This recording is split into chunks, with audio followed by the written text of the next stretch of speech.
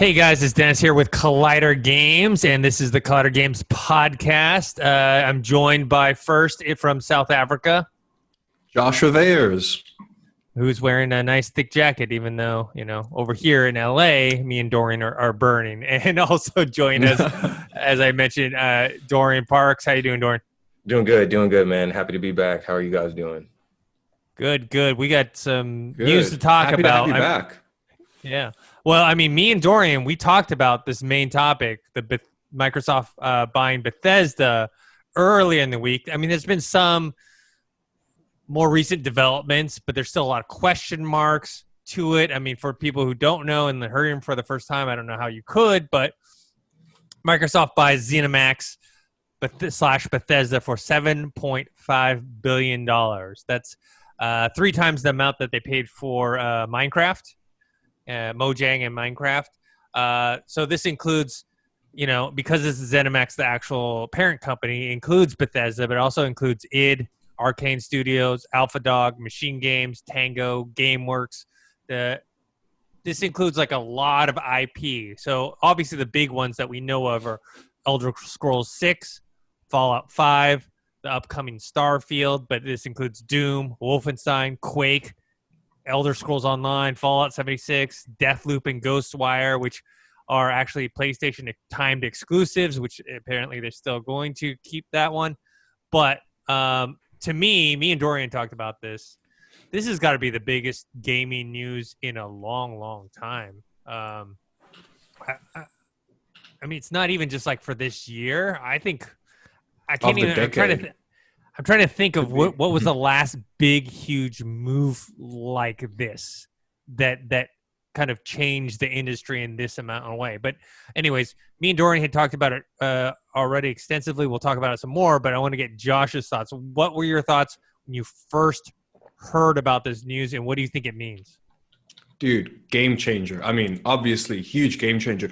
I remember we spoke about this a while ago when Warner Brothers Interactive was being sold, or the parent company, and we were saying like how much of a huge move it would be if Xbox or Microsoft decided to buy them, you know what I mean, and make those games exclusive, like Mortal Kombat, for instance, and how big of a game changer that would be. Now, they ended up buying a much, much bigger studio, huge. Like, so it makes sense why first of all, it also makes sense why I think now they just pulled out of their TikTok bid. Well, not now, but like a while ago now, because I didn't know why they didn't stick through with that bid, because it feels like they could have made so much money off of TikTok if they did decide to buy it.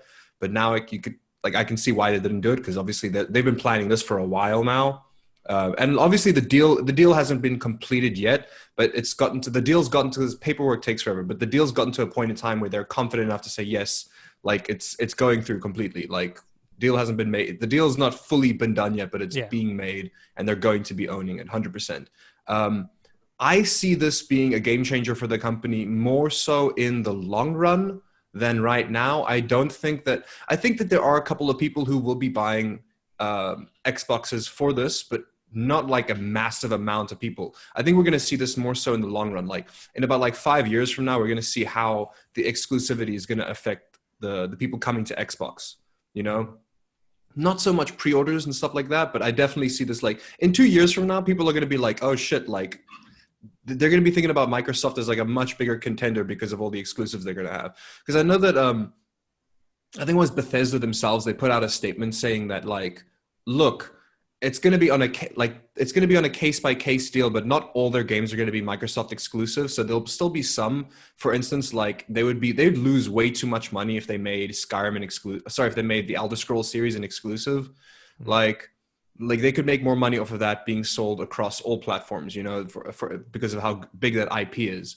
But then it's like, I think of what IPs do you think that they would take now and make exclusive? Like there's a couple IPs that would be stupid to make exclusive because they would lose money on it. But then it's like at the same time, they're definitely going to take one of those big IPs and make it an exclusive, even if people think it's a bad idea, because they need at least a couple of those big heavyweight IPs to move over. And I think the one that would make sense to me is I definitely see them making Doom an exclusive to Xbox. Yeah. I can 100% see them doing that. There's one other thing that I thought of, Dennis, and you might have thought of this too, which is the fact that they now own Obsidian and Bethesda, which means maybe, Dennis, maybe we get a New Vegas 2. Yeah. That's going to be awesome. Well, that would be awesome in theory.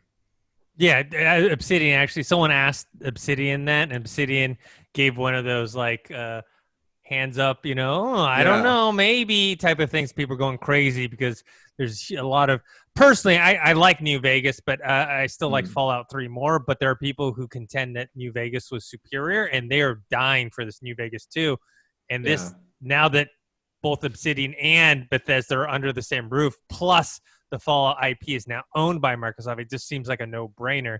We'll see what happens because Obsidian is busy with Avowed, also Outer Worlds 2. They're kind of doubling up in some ways because you have Obsidian doing Avowed. Well, that's their Elder Scrolls, right? Not as popular, obviously. But then they also have their Outer Worlds, which is Bethesda Starfield. So I think one of the things that people were noting was Microsoft with this transaction and also with the purchase of Obsidian, they now have cornered the market, not 100%, but like a good 75, 80% of the Western RPG market because they have Fallout, they have Elder Scrolls, they'll have Starfield, they'll have Avowed, they'll have Outer Worlds, they'll have, I think In Exile did Wasteland. So they're going to have all these, Fable as well. So they're going to have all these Western RPGs that are possibly going to be exclusive to them. I want to throw it to you, Dorian. Dorian, which of these franchises do you think are going to be exclusive to Xbox, and which ones do you think they're going to do cross-platform?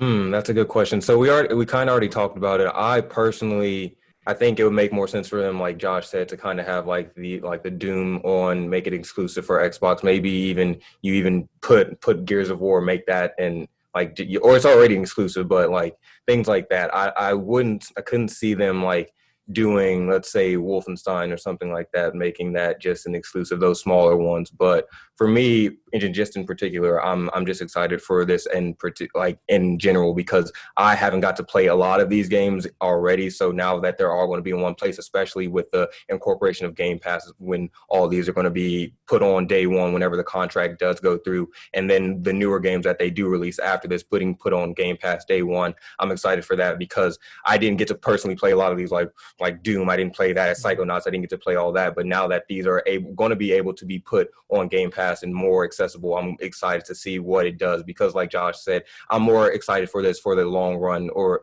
the next few years rather than like the right now, because we talked about this in our podcast. So this makes me a lot more optimistic about the future of the franchise when it comes to Microsoft and what they're doing going ahead, because it seems like they're more focusing on like the subscription side of things. So I'm excited to see what this move does. I don't think it's going to move the needle much right now, but when it's all said and done, I think this, like Josh, is going to be a big game changer. So I can't wait. Yeah, wait, hold on. Who owns Psychonauts? Did they get that IP too? No. They already have that from Double Fine.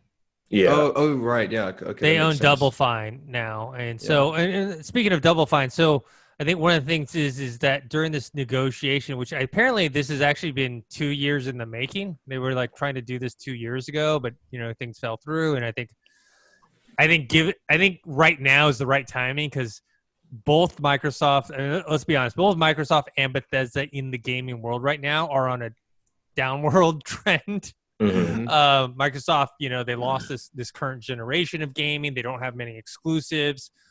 Bethesda used to be kind of foolproof with their games. They used to be like, hit after hit. And then with the Fallout 76, kind of controversy, some other games that weren't doing quite as well as they expected. Doom, I heard, is doing okay, like doing decently well, but not like a, huge seller for them. I mean, if I were Microsoft, I would go like if you're thinking I'm in it for the long haul, which if you're spending $7.5 billion for this property, I would forego putting any of these franchises on any other platform other than the Xbox console, PC, or through Game Pass. So if Nintendo wants to do Game Pass or even PlayStation, which they definitely won't do, but anyone that is open to having the Game Pass subscription on their platform, being able to play it that way. But I think the smart move is to, yes, you're going to lose money. Elder Scrolls is like one of the hugest franchises currently. You get, losing that money now, you will gain in the future Game Pass subscribers. So I don't know if that's what they're going to do, but my personal opinion is just cut it off now, and just some of these games, I'm not sure like how far Elder Scrolls 6 or Starfield is, but maybe some of those games already have like PS development, like PlayStation development for them, and maybe they'll release them on PlayStation because there's not that much more work left to do. Yeah. But I can't see a Fallout. Like, I don't see why they would put the next Fallout on the PlayStation. Fallout 76, that's fine. Fallout 76 is an online game. You're doing microtransactions. You're doing that whole thing. But as far as Fallout 5 is concerned, I just don't see any reason why you would put that on the PlayStation. Elder Scrolls 6, like I said, maybe they're far enough along where they're not really going to. It's not going to cost them much more to keep development on that. Same with Starfield. It's interesting. Oh, sorry, Justin. I mean, cut you off. What are you saying, Brett? That's all right. I was going to say the same thing about Starfield, because that was my biggest issue. Is obviously I can tell you that Microsoft wants to make Starfield an exclusive, but the issue is, have they made any deals yet? You know what I mean? Because they announced Starfield a while ago. We don't know how far they are into development. We don't know if they've made any prior deals with any like with any other consoles or anything. Because that would be the only thing stopping them. Because Starfield's a brand new IP. That's the easiest thing to make an exclusive. There's no fan base that you're going to crush. Because that's the one thing with the Elder Scrolls is that, yes, especially if they rip the Band-Aid off right now and they say that this is all going to be exclusive, it'll be better. But I think that they're going to want to avoid the backlash of the fans. But what's the backlash? That's the thing. That's what I don't get. I don't get this. Just salty gamers, Dennis, who are like, well, I wanted to play it on my PlayStation that I want to play $700 Okay, look, on. I own both Xbox One and a PS4, okay? Before I bought my PS4, I wanted to play Last of Us on my Xbox. I couldn't, so I bought a PS4. Do you know what I'm saying? That's what it is. Look, I personally, what I want out of game systems, I wish every console just played all the games. Like, it didn't matter which console you bought. You could play every single game. There wasn't anything like exclusives. But because there are things like exclusives, and PlayStation has a good amount of them and a lot of great ones, as you know, I've been playing through them now on the PS4. They have more than Xbox, and that's why Xbox did this move. So you can't be crying about this stuff when it's like, well, you have these exclusive titles on one console, but the other one can't. You know what I mean? Like, look. In an ideal world, but people are going to cry about it. Of course, but it's just it doesn't make any sense. Yeah, if I'm Xbox, I wouldn't mind just, like Dennis said, doing a bunch of exclusives. Because if I get any backlash from Microsoft people or anybody, I'd just be like Sony. I'll be like, bro, what are y'all talking about? It's our turn. It's our time to eat. We deserve some exclusives. Everybody's been complaining for Microsoft for years about them not having that many exclusives. So if they get the time now, and it's interesting though, because it's funny, the most interested games I'm into thus far on all that list is Deathloop and Ghostwire, which are both are PlayStation time exclusive. But it'd be interesting to see what they do after that, like how the Avengers has Spider-Man. Like I'd be more interested to see what they're going to do now with these like extra bonuses and DLCs for the games that are cross compatible. If I'm Microsoft, I'm like, all right, cut off any updates to the Sony versions. Let's just like put more, like give them more exclusives to like the DLCs for the Microsoft or the Xbox console. So I don't know. I think it'll be interesting. It'll be interesting debate, but I don't want to hear. I know there are going to be some salty gamers, but at the end of the day, Xbox. Everybody's been complaining about even Sony fans have been like wanting a Microsoft team to like step up their game. So I think it's the right move. Yeah, I mean, I just don't get it. It's a win for any PC gamer as well. If you think about it, it's a complete win for. I mean, as a PC gamer, I see this as an absolute win. Even if I own an Xbox or not, this is a win for me because most of these games are going to come to Game Pass for PC as well included. Yeah. And it's 100% the Elder Scrolls series is still going to be coming out on PC. A lot of these will be majority. These will all be on PC. All these will be on PC. You know? So it doesn't affect me too much. It's just I do feel slightly bad for a couple of the people who just dropped like $500 on a console and now they know that they're not going to be able to play like Fallout 5 on it, Starfield on it. I mean, God forbid if the Elder Scrolls 6 came out within the next 5 years, you know? Yeah. That one, I'm more like, okay, that one might be cross-platform, Elder Scrolls 6. But I'm saying that if Microsoft takes it away and makes it an Xbox exclusive, which I actually think is better business-wise for them in the long run, they'll definitely take Fallout and make it I exclusive just don't for sure. like the complaints to me are like irrelevant, because it's like I can't play Spider-Man on my Xbox One. Like, so, like, yeah, I could complain about it, but guess what? Sony owns. But that's a IP. different argument. That's a different. Okay, well, I guess that's kind of a similar argument where it's like all the previous Spider-Man games were on there, but it's like the reason why the argument is only slightly different is because of you've played every if you've played every Elder Scrolls before, you've played it on PC, you played it on Xbox, you played it. If you're used to playing it wherever you can and however you can. You know what I mean? And now for it to only be in one place, people are going to complain. You know, it's not like it's a brand new game and it's going to be exclusive. You're not hurting anybody with that. It's just the issue of like it's never been an exclusive. Like it's never ever been an exclusive, and now it's an exclusive. That's why people are going to be upset. This is my problem with your argument. Spider-Man itself has games that were multi-platform. The character of Spider-Man has games before, and Spider-Man is a character that is everybody's character. You know what I mean? Correct. People like Spider-Man. They want to play a Spider-Man game. Like, okay, this new iteration from Insomniac Games, yes, that is like, you know, probably the gold standard when it comes to Spider-Man games. But Spider-Man is a universal character that everyone loves. You don't think Xbox fans like Spider-Man? You know what I mean? Like, I mean, but you want to play Spider-Man. That's like saying let's take an exclusive game. You're talking about an exclusive series because as far as I know, I'm pretty sure that I'm not too sure. Were the first 3 Spider-Man games on Xbox because they were movie-based games? It's possible. I'm not too sure.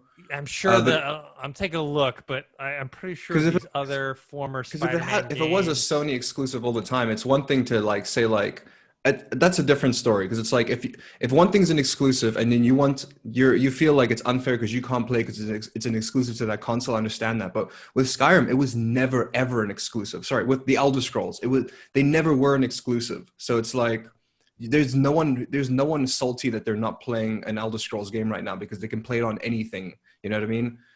Even their mobile devices now. You know, so it's more of an issue of like. That's why I think the argument is different because you're taking a game that was never an exclusive and you're making it exclusive. Yeah, it's look different at this. to take one exclusive game and make it another exclusive. Spider-Man Shattered Dimensions was on Nintendo DS, PlayStation 3, Wii, Xbox 360, and PC. Yeah. So you could play Spider-Man before on other consoles and other devices. That's I see true. both y'all's especially argument, back in the but 90s. I do see what you're saying, Josh. Like, I don't play Elder Scrolls, but I'm trying to think. Let's say I'm comparing it to a game that I have played. Let's say the Uncharted franchise. Let's say I've been playing Uncharted my whole growing up. Uncharted 4 just finished that. They're like, all right, we got not Uncharted 5, the spinoff one, but like let's say this is a new up and coming one. They're like, all right, but it's only going to be on Xbox, and I'm sitting here over here with my PS4. Well, that's not a similar argument because that's also an exclusive. It would be like saying if you grew up playing Uncharted on Xbox, PC, and PlayStation your entire life, and now they decided that Uncharted's only going to be on Sony, that would be the argument that I'm making. You know what I mean? Gotcha. Like. I'd still be pissed either way. It's like once again, I own a PC. I don't care. I'm not going to get affected by any of this stuff. But there's definitely going to be a lot of people who are going to, whether it's the right thing to do or the wrong thing to do, it doesn't matter. 100% people will be salty if they do this. Oh yeah, I'm not saying they won't be salty. I just think it's hypocritical to be salty. Oh, yeah, no, of course. But I do think the best way, like you said, to Dennis, to avoid all this, the best way to avoid this fallback, because whether you like it or not, it's going to, whether you decide to make it exclusive now or make it exclusive 5 years down the line, there's going to be people hurt. So just rip that Band-Aid off. Like you said, do it now. Just do it now. Rip it off clean. Don't even especially now before people start doing more pre-orders or more or investing more money into like a console that they might not necessarily want anymore. Not saying that's everyone, because the majority of people are still going to be going towards Sony for their exclusives, but there's a couple people who really are especially for Western RPGs, like you said, they're diehard Western RPG fans. And I mean traditional Western RPGs, you know, like more in the fantasy realm, not sci-fi related and stuff like that. But Like, even you're in the gonna have those sci-fi, diehard fans. even the sci-fi one, you know, Fallout is a sci-fi RPG. Mm. You know, But to you know what me, I'm talking like, about. Like, their start came from like that fantasy realm. Like, yeah. you wouldn't consider, for instance, Red Dead Redemption is an amazing RPG, but I don't consider it I mean, it's a Western RPG, but it's not a Western RPG. If you know what I'm talking about. Yeah, and also Red Dead it's an open world action adventure with It's more, yeah, ARPG kind of RPG thing. Yeah. elements, but I mean it's not as RPG as like something like Fallout or Skyrim, you know what I Yeah, mean? like an Obsidian game or a Bethesda game. Yeah. Yeah. But yeah, I mean, I don't know. I just think yes, people are going to be salty, but they'll have to get over it because people have to get over all the Sony exclusives. I just don't get that type of mentality. Like I said, all things being equal, I wish you could just buy any system and you play any game. But Yeah, you can't. and everything was crossplay. That'd be great. Yeah, that'd be great. In an ideal world, yeah. But I mean, the whole point though is Microsoft is going for something else. They're going for the Game Pass. They're going for cloud gaming. They want to make xCloud Game Pass the thing. Eventually, they don't want they want to get out of the hardware business. They want to get out of this exclusive hardware thing. They just want to get people onto Game Pass. For sure. And this will affect their console sales though in a positive way. And like I said, maybe not so in the beginning here, but like it further down the line, maybe like in 2-3 years now, I can kind of see it like where it's going to be difficult to see who's going to win this console war because I see the Xbox console doing a lot better at the end of its life cycle, if that makes sense. This generation, I think midway. Yeah, like mid to the end, it's going to be smashing it. You know what I mean? Like depending on how amazing Starfield is, you know, it could be a piece of shit. But if Starfield's Skyrim in space, dude, and it's an exclusive, that's a freaking game changer for them. Like easy. Yeah. So I think Starfield is probably the easiest one to be an exclusive, like you mentioned, because it is a new IP. Elder Scrolls 6 because it is, I think, the best-selling game that Bethesda has. That one might be cross-platform, especially if they've already put in work to it.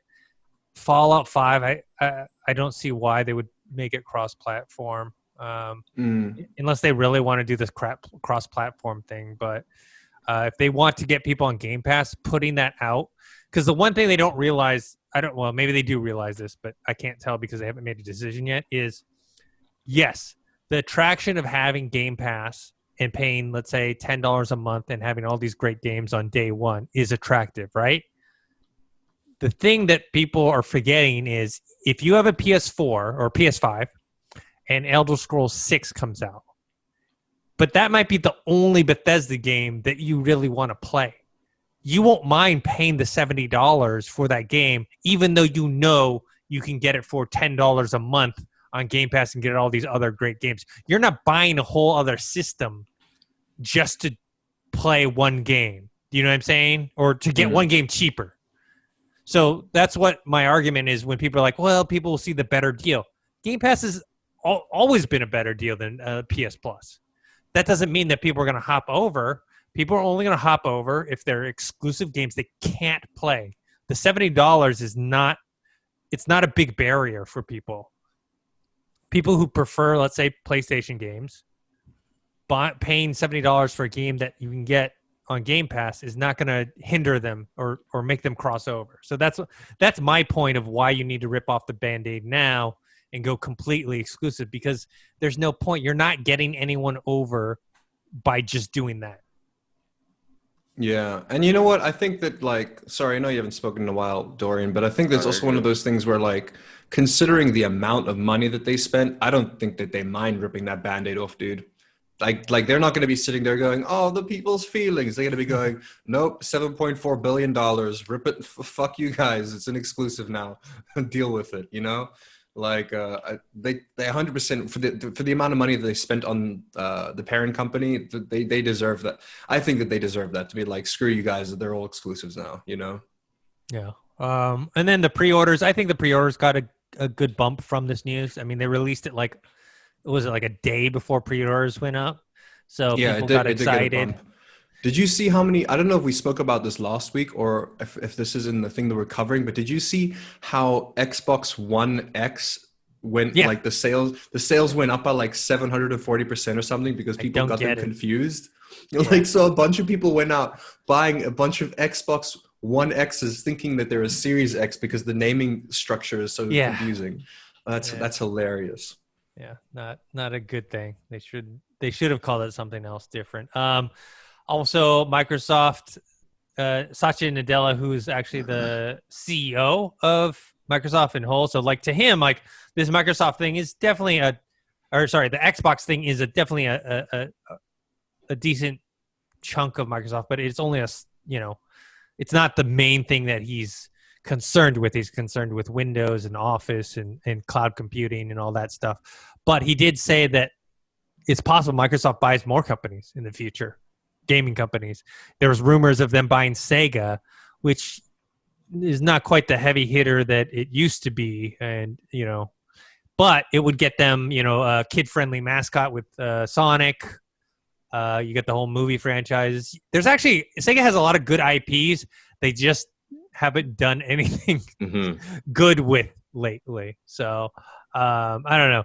Dorian, do you think Microsoft should buy more game companies, or where do you stand in this basically exclusive / first party battle between Microsoft and Sony?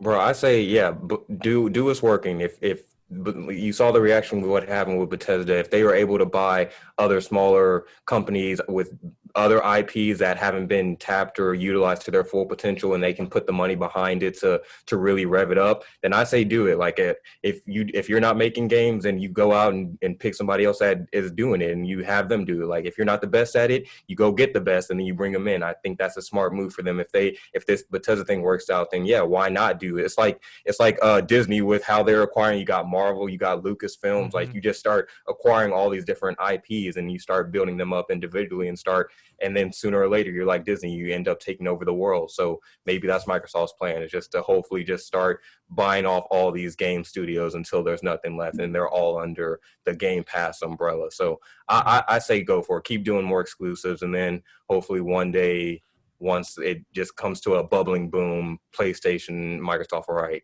let's just fucking make everything exclusive for let's make it all available for everybody, like in 30 years or so. But for now, I say, yeah, Xbox, keep doing what they got to do to try to chip away at the exclusivity deal, because I feel like that's the main argument that was my main argument before joining Team Microsoft, is like, Microsoft doesn't have any exclusive. Okay, it might be better here and there, but they don't have any exclusive. So if you nip that argument out of the bud and you start, and there's pretty much nothing that Sony fans or PlayStation fans can say to Xbox. So I say do it. Keep trying to get those exclusives for now. Yeah. And keep buying more studios. And this is coming from someone, I own both a PS4 and an Xbox One. And I plan on getting both a PS5 and an Xbox Series X. So to me, it doesn't make that much of a difference because I'll be playing both. I'm just saying from a business standpoint, that's what they should do. All right, let's move on to the next topic. Spider-Man Remaster for PS5 won't be available separately. So, Insomniac is going to remaster the original Spider-Man game that was on PS4 for PS5. But there's no physical copies.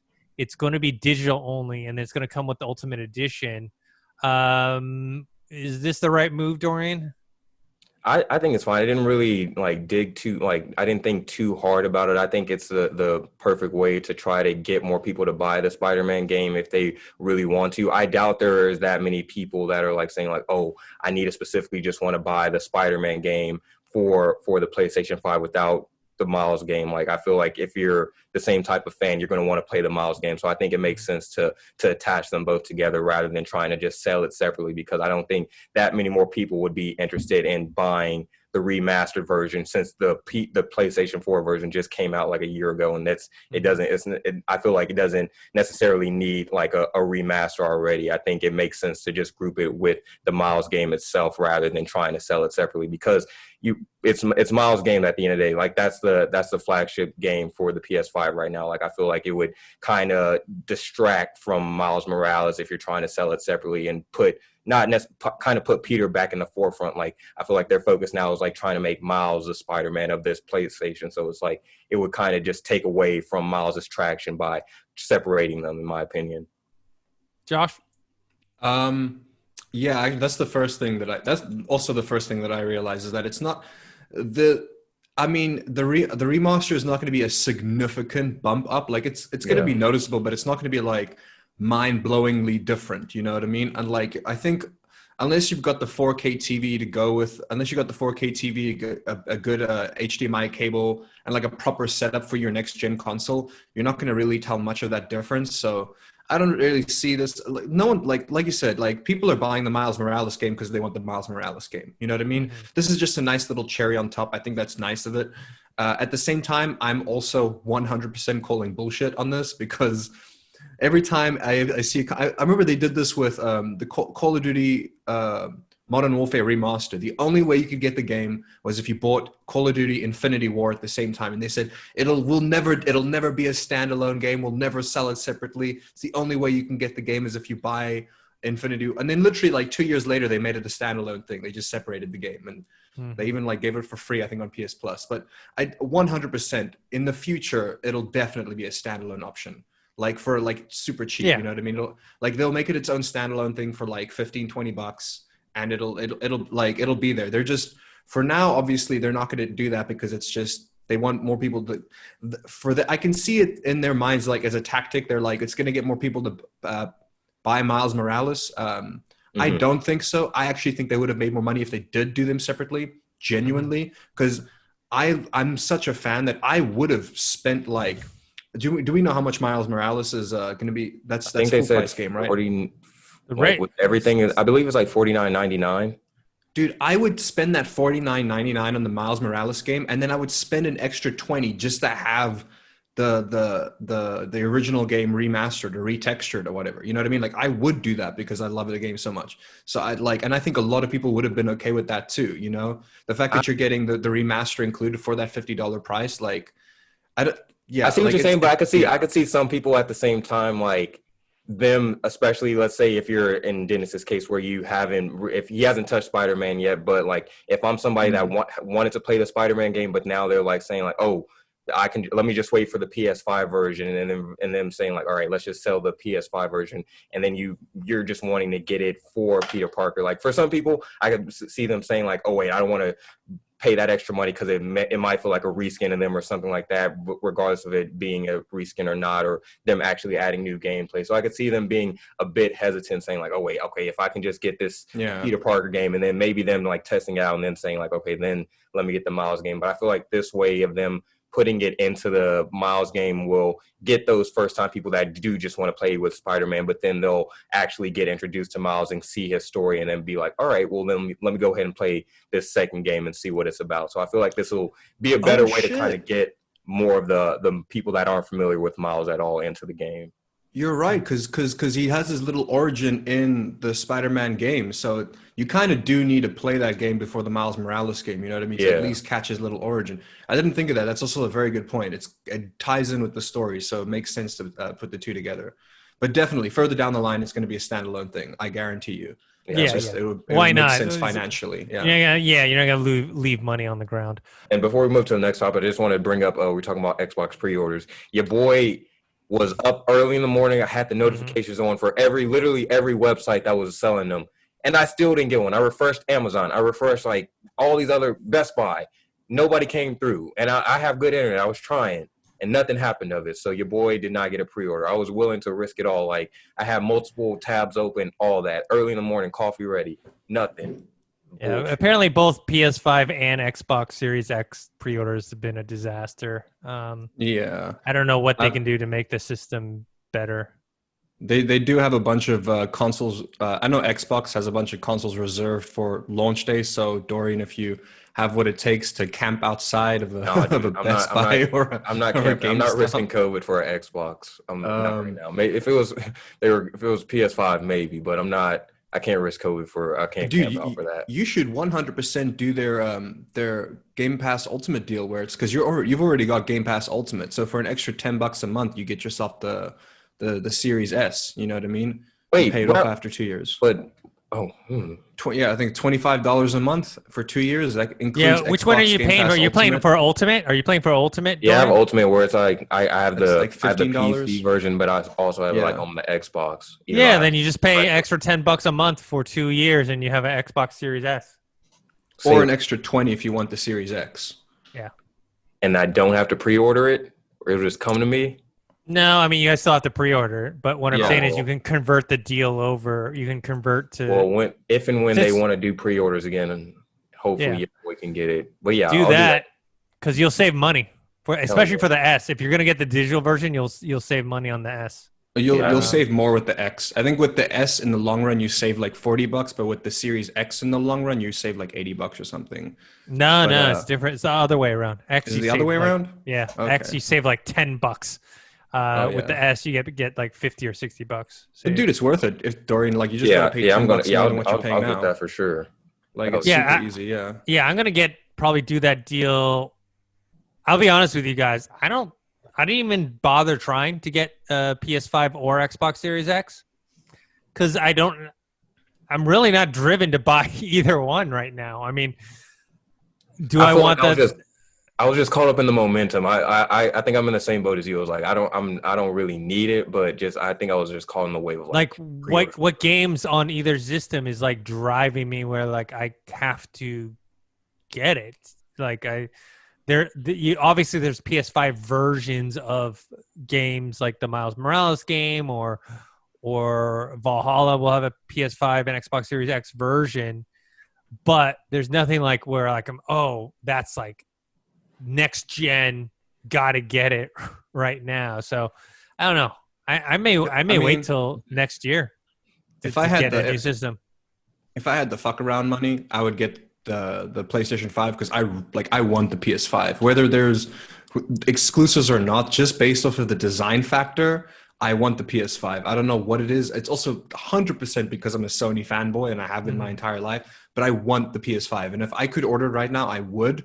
But in the back of my mind, there's something telling me, because I've made this mistake every single generation. I buy myself a console on launch and it always has problems with either the heating, the cooling, or like there's always issues. So from my personal experience, you're always better off waiting for like the second run of production. You know what I mean? Mm-hmm. Where the production's less stressed, people aren't cutting corners. You know what I mean? Or usually like not even waiting for the slim version necessary, if you will, but just waiting for like a second version where it's like they've worked out the kinks, the cooling's a little bit better. Like I reckon around like next year, March, maybe, you know what I mean? Yeah. That's when I would probably look into buying one, just off of like longevity and making the console last longer. Because right now my PS4, I got that on launch and the thing's a jet engine when I run any kind of AAA game. And I still have a backlog of this generation games to play. So I don't know. I mean, there's games that I want to play on the next gen consoles, but none of them aren't available for this gen. So I don't know. I'm just not in a big rush. I'm actually more interested in the Quest 2 than I am. Same actually. Like I'm way more interested in the Quest 2 currently, and just in general, like I'm waiting to see when. I don't think pre-orders I don't think any orders are available in South Africa. It's always been very difficult to order any form of Oculus in the country because there's not a big enough market for people to actually import it into the country. So you have to kind of import it yourself and buy it. Like I'd have to get one off of Amazon or something when they're available on Amazon. That's probably my best bet. But I'm most likely going to get a Quest 2 before I get any next gen console. Like that's my next big buy. All right, let's move on to the next one. The Medium official story trailer. So this is a game that's going to be coming on both the Xbox Series X and PC. Sometimes I don't think they have a release date. I think it's like they said Q4 of 2020. So sometime, if it's not at launch, then maybe in December. So this is kind of a semi-exclusive. I mean, to me, like when they say a game is for Xbox and PC, I just consider that an Xbox exclusive. You know, it's just like PlayStation has like Horizon Zero Dawn. They have a PC version of it. It's still to me a PlayStation exclusive. So, anyways, did you guys check out the trailer at all? Yeah, this was one of my most, I think I want to say this was dropped during the Xbox showcase or whatever. And this was one of the highlights from what I want to say was an underwhelming presentation in general. So this was something I was like looking forward to. So this trailer I was even more interested in it. I wish it would have had a little bit of gameplay to show us like what you'd actually be doing. But all in all, I thought I got a good gist of what this like scary, like afterlife story is kind of going to be about. But I wish I would have just gotten a little bit more, because I felt like some of this, it wasn't the same footage that we saw from the showcase, but I feel like I've seen a little bit of it, and it just like wish I would have got to see more, especially of the gameplay side of things. But I'm still excited for it nonetheless. Yeah, definitely a story trailer. Troy Baker is our boy's dude, stays busy. He's voicing the main villain. But yeah, this one's much more. Definitely, you're not seeing any of the gameplay in this. Just it's how more of the creepy factor, and also the kind of jumping back and forth between worlds. Does this game interest you at all, Josh? Actually, honestly, I must have missed the first time that they announced this. I didn't. It was during the Xbox showcase, so you might have. Yeah, like it was a very. It must have been like it slipped through the cracks. Yeah, I think we spoke about it briefly, but I read through the article, so I didn't actually see a video. And I was reading. I think I read through about it, and it sounded interesting. But I will say this: the video that I just watched piqued my interest. Like, I really want to know more about the game gameplay wise. The game looks beautiful. Like not like super next level graphics, but it's like it has a certain style to it that I really enjoy. You know what I mean? It's like it kind of reminds me of Dishonored, where it's like. It's that weird, like cartoony realism kind of thing. You know what I mean? Does that make sense? Or like almost like anime realism, where it's like, it's obviously like they're not going for hyper realism, but it's like real. But I don't know. It's difficult to explain the art style, but I'm very happy with the art style. That's the thing I'm most excited about. But I do have some issues with what I watched, which is like super nitpicky stuff that is like, the only reason I can nitpick about this is because other games have pulled it off better, which is the motion seems a little bit unrealistic. For the most part, real. Like when they're walking around, it looks like good walking animations and stuff. And I'm sure that they mocap most of this, but it just, if they did mocap most of this, it just seems like I've seen a lot better mocapping. You know what I mean? But that's me nitpicking about things that I don't think anyone's going to care about, because it looks like the story's going to be sick. And I like the mood. I like the atmosphere, you know? Yeah, I mean, it's not a huge studio that's doing it. It's a Blooper Team. They did like the Blair Witch game, Layers of Fear, Observer. So it's not a huge operation, but still, it's looking good. It's looking. I don't think it's gonna be a system seller, but it's something nice to have that distinguished itself from, let's say, the PlayStation or whatever. So. All right, this next thing was pretty. It's weird. In the gaming world, this was like a blip. Like if you looked at the gaming websites, they just casually mentioned this. On tech websites, it was a much bigger deal, which was Amazon launched their gaming service, Luna, which me and Dorian did a video on, and we discussed it and said our general thoughts were it's actually a much better proposition than Google Stadia, because it's a subscription service much like Game Pass, but it's cloud streaming. They just don't have quite the library that Game Pass has. But if they ever were to do that, plus you can subscribe to other channels, much like you can on Amazon Prime. Like you can subscribe to HBO through Amazon Prime as an add-on. They're doing that with Luna, where you can subscribe. Right now, I think it's only Ubisoft, but I'm sure they'll have an EA one and maybe even a Games Pass one. We'll see. But Josh, what do you think about this service? Actually, I've literally never heard about it until right now. Like even looking at the breakdown, I'd have to look it up, because I've never even heard of them announcing this. You know what I mean? Well, there was a lot of rumors for the past year or so that Amazon was, much like Apple, were getting into the gaming subscription service. Apple came out with theirs, which is Apple Arcade, which is much more for casual gamers, right? It's $5 a month. They have a few exclusives, but they're all like very like indie style platformer, that type of games. Amazon's, which I think the code name was Tempo before, they want to compete against Google Stadia and xCloud. So they basically, you buy $6 control. a month. Yeah. Not too Well, bad. for now, introductory now. price $6 a month. So they have like Control is in their library. I think some of the Resident Evil games. One game I'm interested in that I didn't get a chance to play was that Plague, a Tale of Innocence. Valhalla supposedly is going to be on there on day one. So it's not there yet, but it's starting to grow. And I don't know, obviously we haven't been able to test it out to see what the technology is like. They say 4K with 60 FPS with some titles, which that's hard to believe with streaming currently. Yeah. You know what I mean? Yeah. It's just a little difficult to believe that. But once again, I guess that completely depends on your network, where you're living, etc. I am impressed with the fact that, and this is all things considered, when we talk about streaming in general, like, or video game streaming, is that I never really ever considered the option of like having it on like a Roku stick or a Fire, you know what I mean? Or like other options besides mobile devices like iPads and like and phones and computers. I never once thought about like having it just work on a smart TV, like just as is. Like that's pretty freaking, like I didn't consider that. That's mind you, I'm sure everyone's considering that, all the other people like xCloud as well. I just didn't think of that until I read it now. That's pretty cool.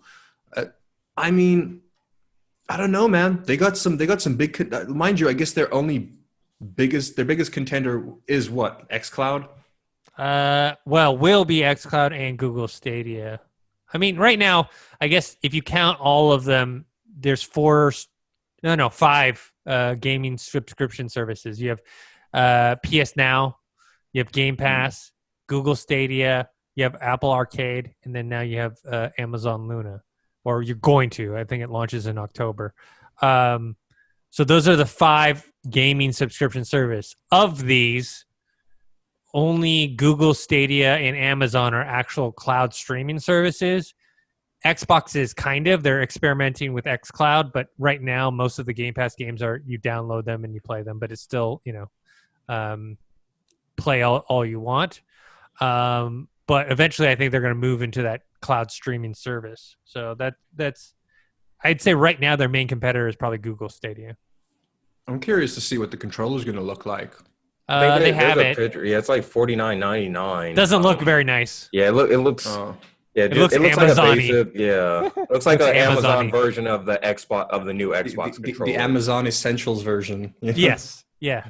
Oh, I mean, wow. if you've seen a Fire Stick or if you've seen the Alexa speaker, like it's that aesthetic, applied to a controller. It's not very sleek, and it's also $50, which is quite expensive. They said they give you the option, like once you get it, like if you do have a Bluetooth wireless controller, then you can use that, or if you have a mouse and a PC, then you can use that as well. But if you don't, then you have to shell $50. But all in all, I think like I said when we talked about in the video, I think I'm pretty excited for this to see where it goes. Not only just because, of course, there's going to be a bundle deal because it's Amazon. I think it's just going to be a lot more accessible for the average gamer or people that might have not been interested in playing video games as much, because nowadays more people have Fire TVs or have the Fire remote or just have Amazon in general. Like it's become such a necessity in people's lives, like Amazon Prime, like ordering stuff. So I could see them, like we said, doing a sweet bundle deal accompanying of that, and then getting a lot more fans than they originally would have intended. So I think this will work out all in all. And especially I'm interested in how they're going to incorporate this with influencers and gamers and things like that, because like we said, there's different channels that they'll have on there. So I'm excited to see what, like, if you're going to put G4 on there, if you're going to have all these other gaming channels on there and use this as a new hub for video gaming in general to make it more consumable for the average person. So we'll see what it does.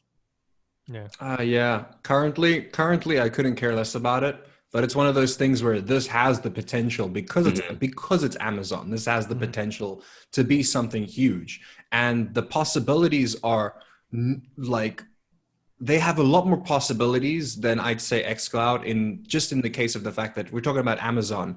We're talking about Amazon Prime streaming. We're talking about Twitch Prime. We're talking about, you know what I mean? It's like, how are they? I'm wondering, like, there are so many, I can't think of any ways off the top of my head right now, but surely there are many ways how they could incorporate this with Twitch Prime, for instance. They are. Oh yeah, it's in, yeah.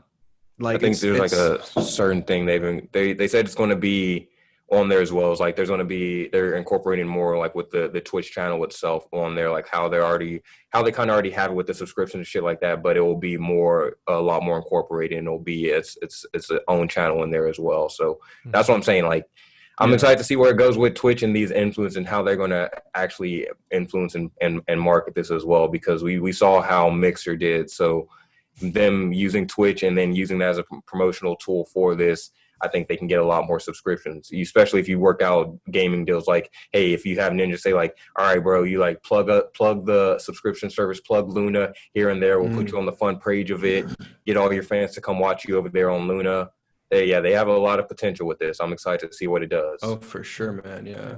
No, that makes sense. I will say this. I think if they release a better controller, I mean, like you said, if you have your own Bluetooth controller, you can use your own thing. But if they do release their own controller, like a better version of their own controller, I think that they can, for the most part, just because of the assets that they have, I think that Google Stadia will no longer be a contender. I can see Amazon taking over Google Stadia's place in that market. And I want to say, like, I'd take a shot in the dark here and say 5 years from now, the two top dogs of game streaming, I feel like, is going to be Amazon and xCloud, you know? Yeah. That's what I think. Mean, also their business, yeah. Both their business models or their pricing models is much more consumer friendly. The Google Stadia price model is not, there's no incentive to get it because you're paying per game. So if you already own a console, it doesn't really matter. The only thing it appeals to is people who don't own a console that just want to play certain games. But it's think of all the sales and deals. Like, there's going to be so many sales. Like, you're going to be like, I would imagine you're going to be paying dirt cheap for games on the Amazon service. You know what I mean? Well, you don't pay for games. That's the thing. You don't pay for it's all subscription. So whatever's in there, it's like Game Pass. But the difference is you can subscribe to other channels, just like Amazon Prime. So instead of adding HBO or Showtime to your Amazon Prime streaming stuff, you're adding Ubisoft, EA, possibly Game Pass in the future. Yeah. And then, you know, one thing I just thought about, I could see them because I see Amazon, especially in America, especially now how things are going. They have a bunch of more of those. I'm not sure if you're familiar, but they have a bunch of more Amazon locker type things. I could see them adding on like a feature like, hey, if you do want to buy this discless or rent this discless, like a red box type of thing, we'll just drop it off at one of the Amazon drop boxes. You can go pick it up right then and there. Like there's because there's like literally one at like all these 7-Elevens. There's a bunch of them that they're incorporating. Oh yeah. So I think they can do like, because some people, you know, are hard physical media type of people. So they can be like, all right, I'd rather play this, have the disc version, return a couple weeks later, or just like pay a certain fee and keep it. Yeah, I think they can milk this for a lot of different ways. Yeah. While we're on this topic real quick, I feel like, because I out of just in general, out of like video game streaming, the one service that I've had the most experience with and the one service that I've constantly gone back to is PS Now. I just always enjoyed it as a streaming service, but that's also, once again, just because it's just easier. Like, I usually, like, that was back when I was using my PlayStation every single day. Like, it made sense for me to get PS Now. And especially when they dropped the price down to $10, because it used to be $20 a month. And then Xbox Game Pass came out, and then they were like, oh crap, that's cheaper. We got to make ours cheaper now. And they did. So I've been using it, but it's fading out. Even the hype, like, I mean, there's barely any hype for it. There was a bit of hype for it like a couple years ago, but it's like slowly fading out. And the only way that I can see PlayStation making a comeback with PS Now is if PS Now and PS Plus fuse together and become one thing, you know, at like a slightly higher price maybe or something. I'm not too sure, but that's the only thing like that I can see saving PS Now, you know. It's also the problem, one of those things where, they're not losing money having the service but they're not making money with it really either. Well, they're not putting, the thing is, and they're not putting day and date first party exclusives on PS Now. They're just putting, with the last announcement, they're putting that huge collection of AAA titles that are great games in their library, but those are older games. It's great for someone like me, except for the only problem is I bought like half of those already just to play. And so I feel like in order for them to compete, they're going to have to at some point put their first party games on there, but like on premiere dates, but they're not doing that anytime in the future. No, you're right. Yeah, but yeah, so I see it's 100% going to be xCloud, and who knows? Like you said, that could like what you said about Game Pass going onto Amazon streaming service could Yeah. also it could also very well happen with PS Now. You know what I mean? Yeah. So who knows? Quibi's we'll going to be the see. one to take over the cloud streaming services 5 years from now. I'm calling it. They're going to Who? invest all their Who? Quibi. Oh, Quibi. Quibi. Quibi's like desperately trying to find someone to merge with right now. All right, next thing up, we've got the Blizzard co-founder launching his new games company, Dreamhaven. He's going to have two studios, internal studios, Moonshot and Secret Door. We don't know what games he's working on, but it's, always interesting to see someone who co-founded such a huge company always see if they can have lightning strike twice, I guess, Mm-hmm. depending on, their talent and whatnot, and see what they can do. And obviously he's gotten some people that were part of Blizzard before to work with him as well. Josh, what do you think about this? Dude, I can only pray and hope that, because I can tell you right now, this move happened out of pure frustration. Who is it now? Who is it that it's Activision. Activision is It's this whole act ever since Activision got involved with Blizzard. It's just been one huge downhill spiral of duty. It's not been good, man. Like I still have so much anger in my heart towards Activision for, in my opinion, ruining my favorite game company of all time. And I can't just say it's completely Activision's fault, because at the same time, there were a lot of people at Blizzard going, oh, okay, let's do that. You know what I mean? And it just, the shitstorm never ends with Blizzard, because it's like, I'm still incredibly upset about Warcraft 3 Reforged, we call it refunded. Dude, I'm so upset with Blizzard as a company, and I have been for like 4 years.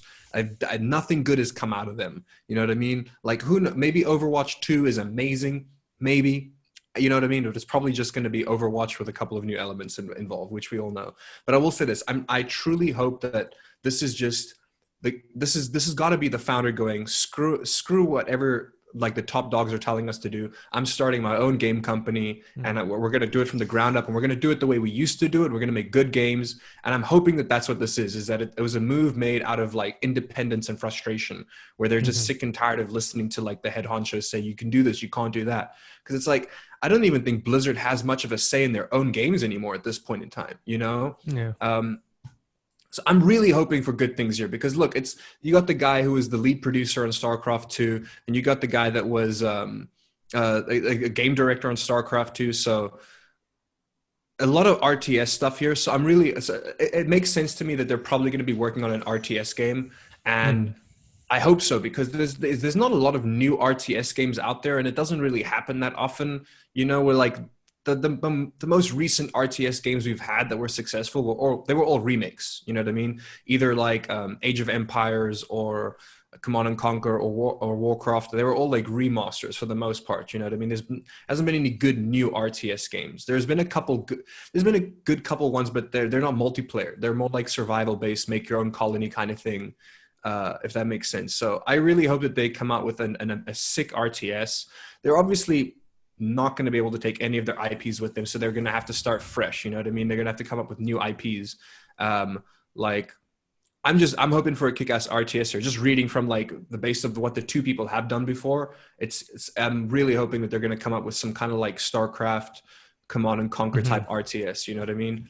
Or if they're making two games, maybe one is an RTS and maybe one is more like Overwatch. I mean, who knows? Oh, it's probably going to be Moba related, just because we got the guy worked on Heroes of the Storm. Which that's true.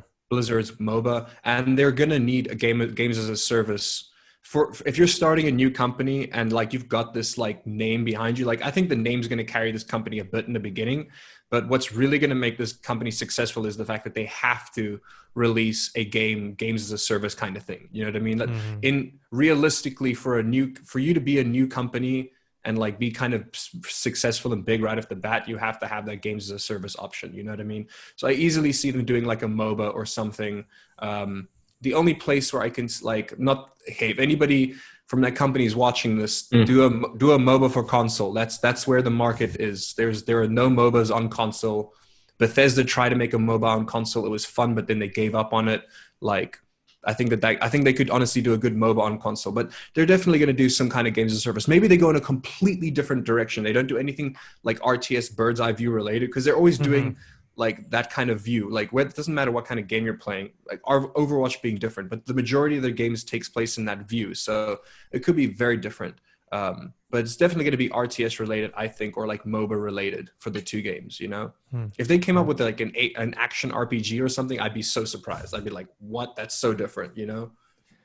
Yeah, I mean, Blizzard, before being merged/acquired with Activision, they were known for working on games for a very, very long time, and then making them almost as absolutely perfect as possible, and then releasing them, and then they would have fans for like such a long time. You know what I mean? Like the first StarCraft, people play that game forever. I mean, I'm sure there's tons of people still playing it now, you know, and that thing came out so long ago.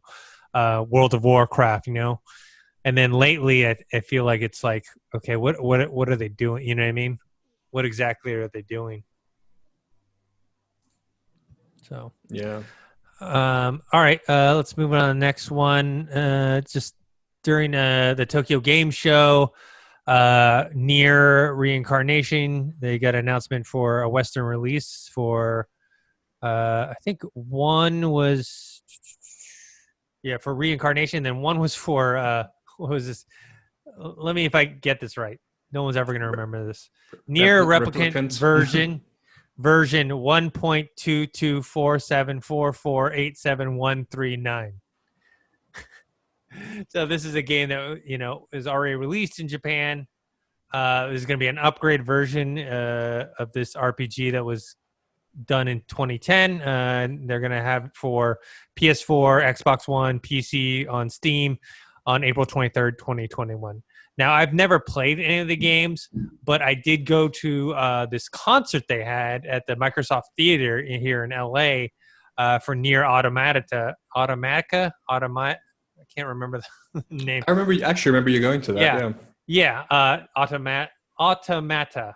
And it was nice concert. I mean, the music was beautiful. They had like live instruments, and then they had screen of gameplay happening. And you know, not being familiar with the story, you know, I wasn't totally like understanding what was happening, but it looked very engaging. And so this is a series that has a pretty like passionate fan base. So the fact that they're bringing this over, I think, is a good sign for the fans.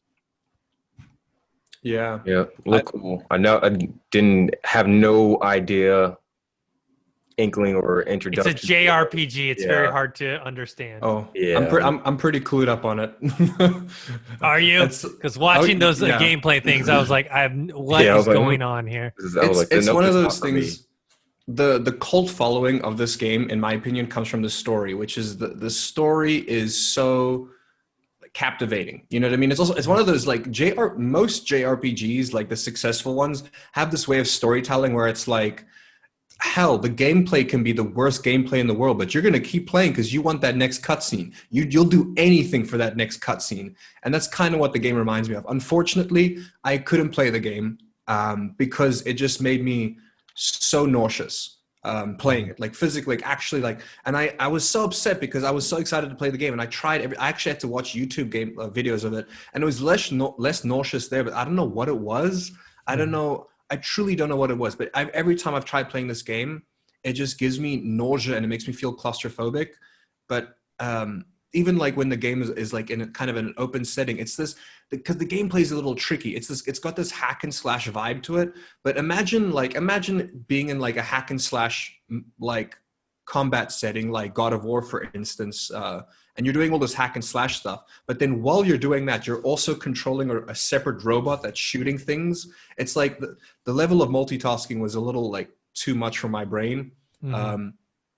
I don't know if it's, but yes, I watched most of the story through YouTube videos on cutscenes, and the story is beautiful. Like it tells like it really tells like a nice story, and it tells it different ways. So the fact that it's getting a remaster, I'm happy about, but it's not going to be like a huge commercial success because it's only the people that are going to be buying this game aren't like.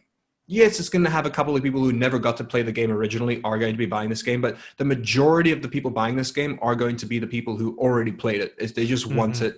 They just want it in their new consoles, or you know what I mean, or like it's not going to be a huge money thing. I will say this: the choice for them to make a cell phone game is a little shocking, but also not shocking because a lot of JRPGs end up making cell phone games. For some reason, that's like one of the easiest translated genres to mobile is JRPGs, especially classic JRPGs like Chrono Trigger, those kinds of things.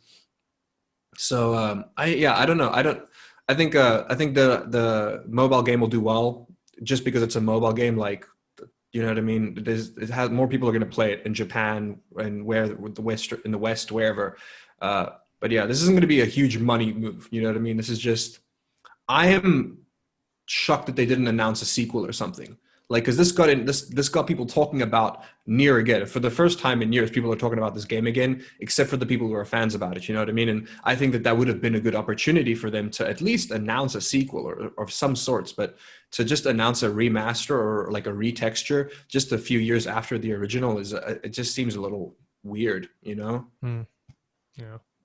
All right. Let's move on to the last topic here. This one I think is a little fun for me is Console Wars. The documentary is going to be on CBS, or actually launched, I think, a couple days ago on CBS All Access. You know, this is a book that I actually read. I actually haven't watched the documentary yet, but I read the book, and then I know that Seth Rogen had optioned it. I didn't know if he was going to option it for a live action thing or documentary or both or whatever, but now it's on CBS All Access, which I currently don't have, but I have planned on getting it back when Star Trek Discovery comes back. I had watched all the Picard season 1. I was waiting, the Lower Decks, the Star Trek Lower Decks I'm interested in watching, so I was kind of waiting, but I might end up just subscribing early just to watch this. If people don't know, the Console Wars is based on the real console wars that happened, the true console wars. Not, we always say it's Xbox versus Sony, blah, blah. The real console wars happened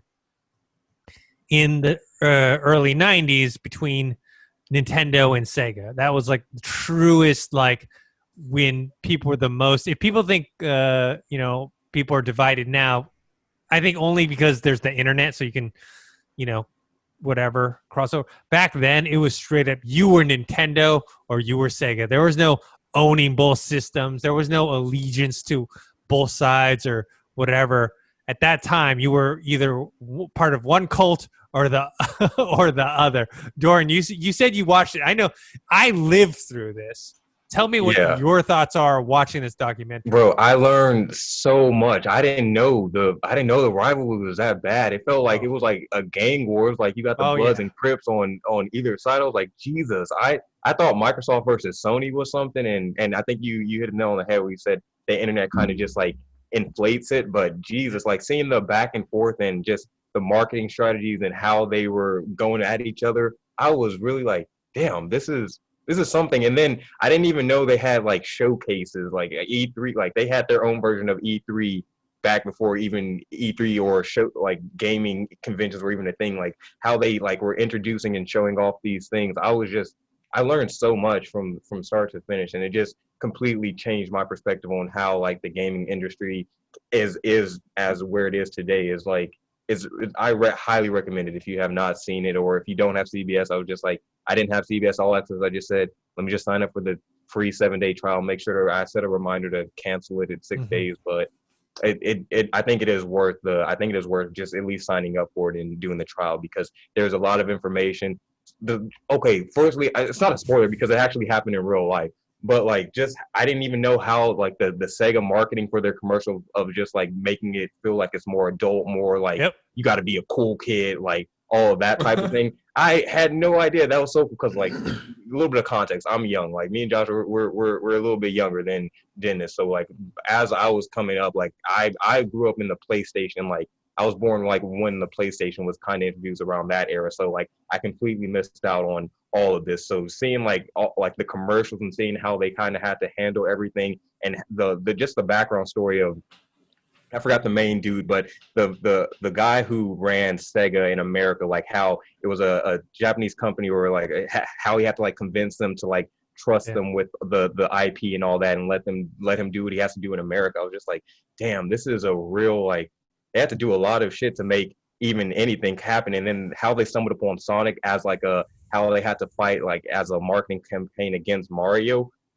completely blew my mind. And how all of that just started to unravel, how Sonic became one of the best game of the year that year, 1991 or something like that. And then how they just like slowly started just overturning Nintendo. This little company just started overtaking this Nintendo. By the end of that documentary, I was like, hell yeah, I'm Team Sega, baby. Like, look at this right here. Like, got the Sega shirt on. Like, I was like, I root for them. I root for this company. Like, even though they stopped making consoles, like, I thought it was a very well-told documentary. And then by the end of it, so the story basically shows Sega versus Nintendo, and then it shows how PlayStation was introduced in the mix, and gives you that story. So I don't want to spoil anything, like, for some people that do want to learn it firsthand. So I just thought how Sony came into the mix, and then how it left off, like how they left the critics by just like saying like, then PlayStation went off to become the greatest selling console of all time. I was like, damn, that's a story. So I definitely thought it was a great documentary, very informational, made me want to just go read the book and dig more into this rivalry, because I had no idea it was even that serious.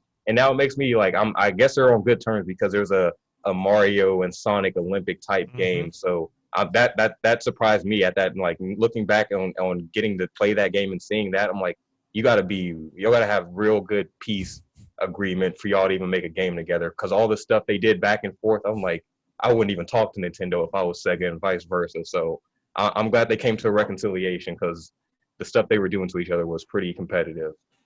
Yeah, you can actually see some of that storyline, not as in depth, but in that Netflix series, High Score.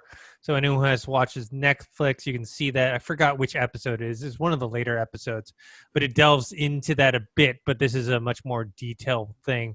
Josh, what do you know about the real console wars? I've always considered myself a bit of a history buff, a video game history buff, because I love video game history, but specific, like for me, my form of video game history started with id Software. You know what I mean? Like that's like in like going through the archives of my mind of just like video game like news and history that I know of, like I don't really know much before the era of like id Software, before the era of like when the first FPS was ever created, you know what I mean? Or just that whole like genre, which was never a thing until they decided to do it. So back when gaming studios were being run out of people's garages and stuff like that, you know what I mean? But this is even before that. So I knew about the console, like I knew about it because of pop culture references, you know what I mean? Like any 80s sitcom has an episode where they have a console war episode, you know what I mean? Where it's like some kid, he's broken up with his best friend because he's got a Nintendo, and the other guy's got a Sega, he's got a Genesis. So it's like, so I've seen it be referenced a lot, and I've seen people make jokes about it a lot. And I knew it was intense, you know what I mean?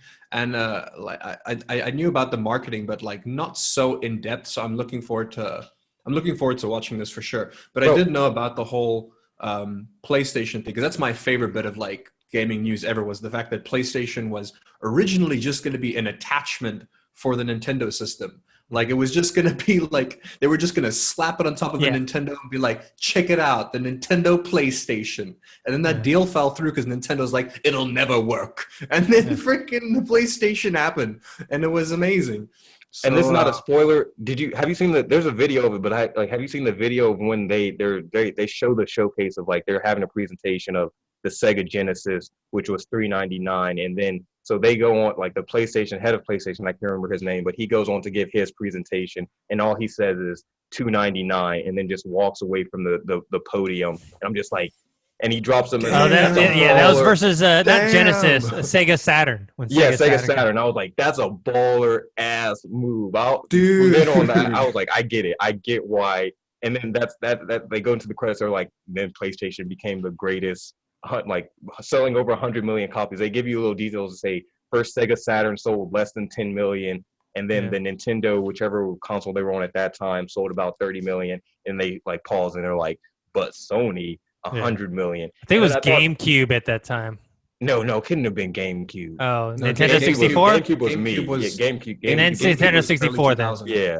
Then it was 64. GameCube was early 2000s. But I just want to talk about another thing about the marketing real quick. I thought it was so clever how like a lot of it, one of the things was like the blast processor or something. Oh, yeah, like that. blast processing. I thought that was clever and funny, so I didn't even think about that, but they use that as a marketing tool to get a bunch of those kids like had no idea what the hell a blast processor was, but it just sounded cool. So that's how they made a blast processor. Well, basically the chip on, because I was Team Sega, I lived through this, so and I was like telling like, you know, me and my friend who were like total Genesis Sega diehards would go to the store and we'd be looking at Genesis games and we see like kids like looking at Nintendo and we're like, don't buy that.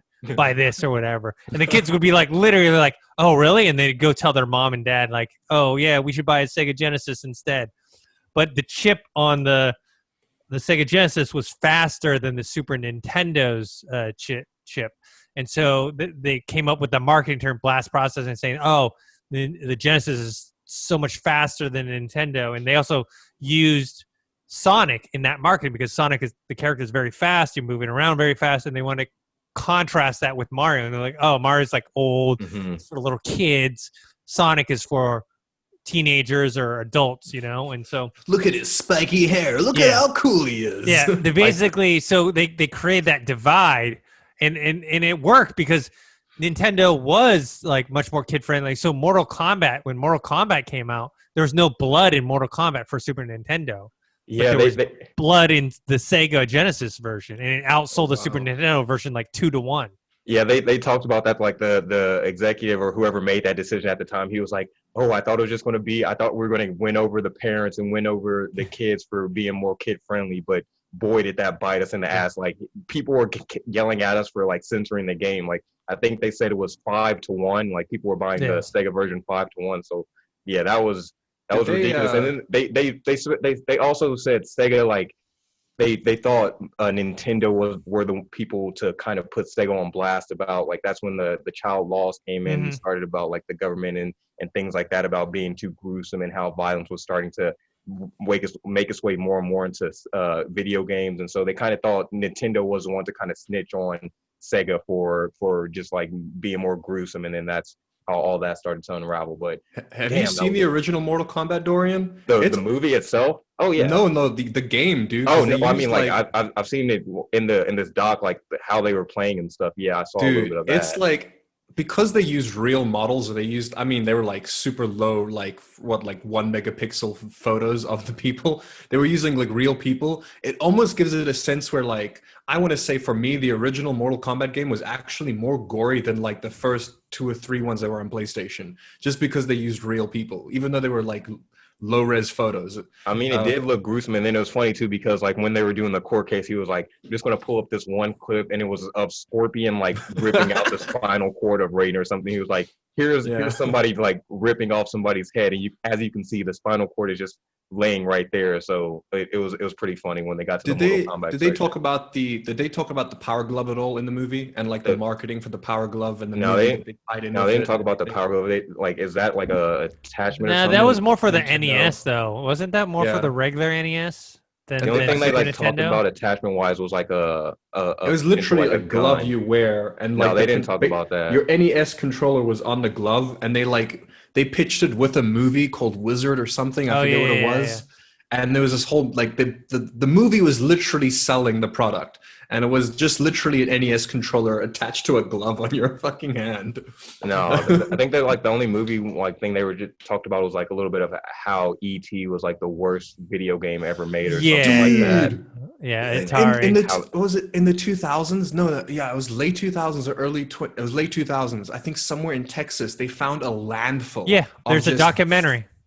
Like thousands and thousands of copies of the original E.T. and they had to like bury it somewhere because of how trash the game was. It was an urban legend, and then the documentary goes and like actually find out this urban legend is true. They like went to Yeah. go dig it out and they found it, and they did a whole documentary. It's actually a really good documentary. I forgot what it was called, but I watched it It on was the like, Xbox. They it had it was for like free. 50,000 copies or something. They just found buried in Texas.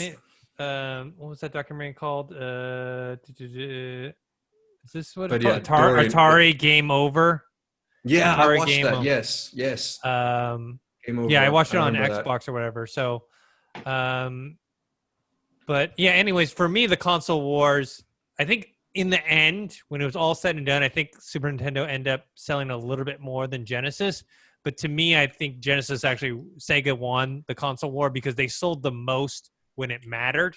Mm-hmm. When it was like the peak of at that point 16-bit gaming, they sold more. They had a lower price point.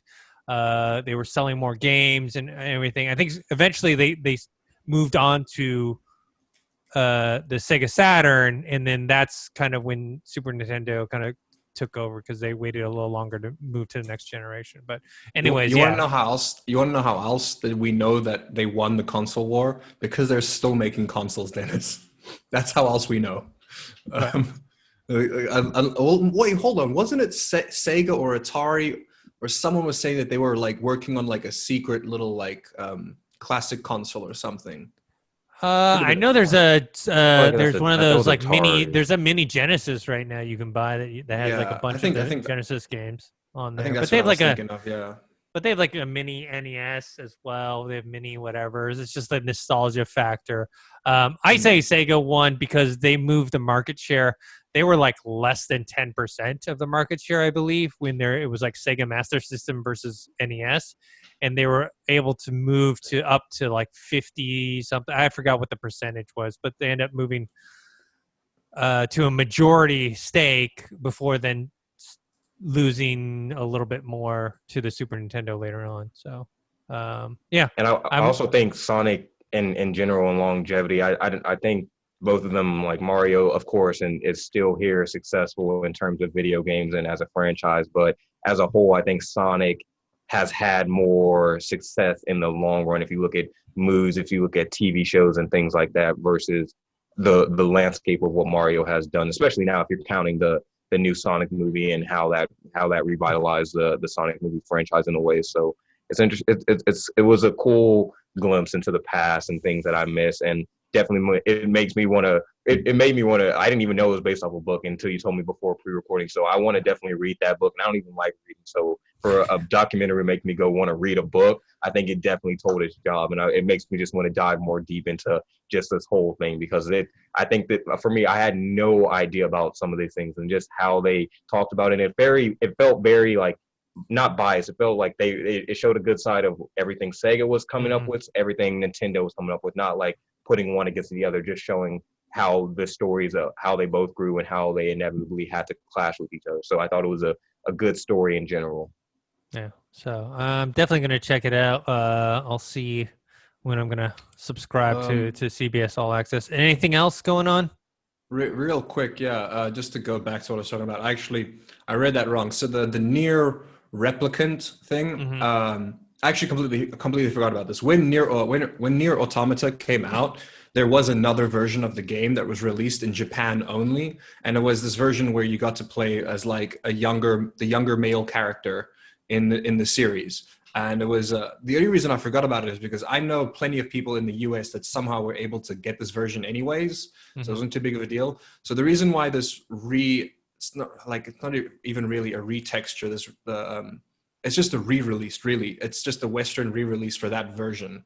And then they said that they changed combat animations and they added more they added more story elements and things like that to make the story make more sense. So there is more added to the game, but essentially they're just releasing a version that didn't get released in the US, which is cool. Story-wise, you get to see a whole different part of the story, which I watched this all on YouTube, and it does tell a very different side of the story. So it's nice that it's getting its US release. One other thing was that Dorian mentioned Sega and Nintendo game, which was Mario and Sonic doing the Olympics, and I just wanted to say that those have been going on for a couple years now, as far as I know, like the Sega Nintendo Olympics games, and they are lit, dude. They're so much fun. It's such a good party game. Like, honestly, if you have a Nintendo, pick it up. It's a great party game. I highly recommend it. Yeah, Sega is no longer in the console making business. The Dreamcast was their last hurrah, which actually is one of my favorite systems of all time. Xbox basically, Microsoft and Xbox basically turned into what the new Sega, what the old Sega was. And Sonic is now on Nintendo stuff because they just make games now, and so they'll put their mascot anywhere. Yeah, I got a couple of other smaller news stuff. I don't know if you guys want to talk about this. This will maybe interest you, Dennis, which is the fact that there's a patent. Well, there's a Sony patent out. I don't know if you heard about this, which is suggesting that the next PSVR is going to have the inside-out tracking, like Oculus. Makes sense. Yeah, similar. No one wants those. No one wants that sensor stuff. No one. The boxes, the sensor stuff is just. Yeah. It's old. And technology. it looks like there's a new. It looks like and the patent I'm looking at as well looks like a whole new controller. Like it looks very similar. What I'm looking at right now, it looks something in between the Quest controllers and the Knuckles from the Steam VR. It looks like something in between that. Like this is just a sketch that I'm looking at, but it looks cool. So that is the good news, is that it also looks like when the next PSVR does come out, we don't have to use those horrible Move controllers. We'll have actual VR controllers, proper VR controllers. You know what I mean? So that looks pretty good. Thought that's worth mentioning. Metal Gear Solid, Metal Gear Solid, and Metal Gear Solid 2, and more Konami classics came out on PC today. This one, we saw it coming. I just didn't know that they would announce it so soon, which is that Doom Eternal is coming to Game Pass. Yeah. So I'm really looking forward to that because I haven't played Doom Eternal yet. I love the previous Doom.